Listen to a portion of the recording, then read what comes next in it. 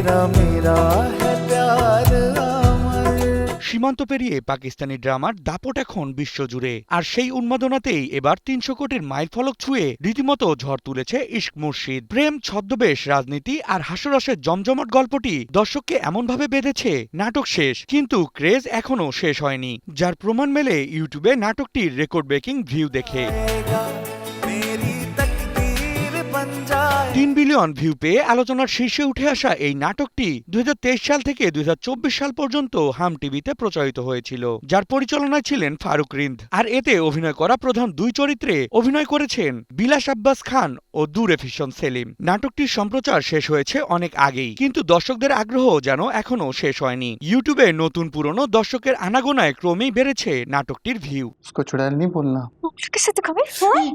ইশক মুর্শিদের গল্পে ছিল প্রেম, রাজনীতি, ছদ্মবেশ আর হাস্যরসের দারুণ মিশেল, যার গল্পে রাজনৈতিক নেতার ছেলে শামির সেকেন্দার ভালোবেসে ফেলে দুর্নীতি বিরোধী তরুণী শিপ্রা সুলেমানকে, আর তার মন জয় করতে শামির নিজের পরিচয় গোপন করে নেয় সাধারণ মানুষের ছদ্মবেশ। ফলে ফজল বক্স নামে সেই নতুন পরিচয় থেকেই শুরু হয় নানান নাটকীয় ঘটনা।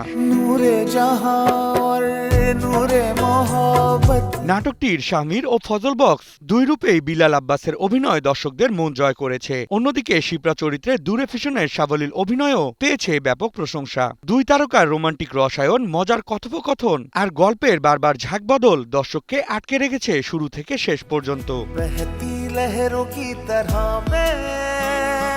সাধারণ প্রেমের গল্পকে আকর্ষণীয় নির্মাণ ও বিনোদনের মোড়কে উপস্থাপন করাই ইশক মুর্শিদের বড় শক্তি। ৩০০ কোটি ভিউ শুধু একটি রেকর্ড নয়, এটি পাকিস্তানি ড্রামার বিশ্বজুড়ে জনপ্রিয়তার আরেকটি বড় প্রমাণ। নাটক শেষ হলেও যে ক্রেজ এখনো শেষ হয়নি, ইশক মুর্শিদ যেন তারই জলজলে উদাহরণ। Desk report, news 24।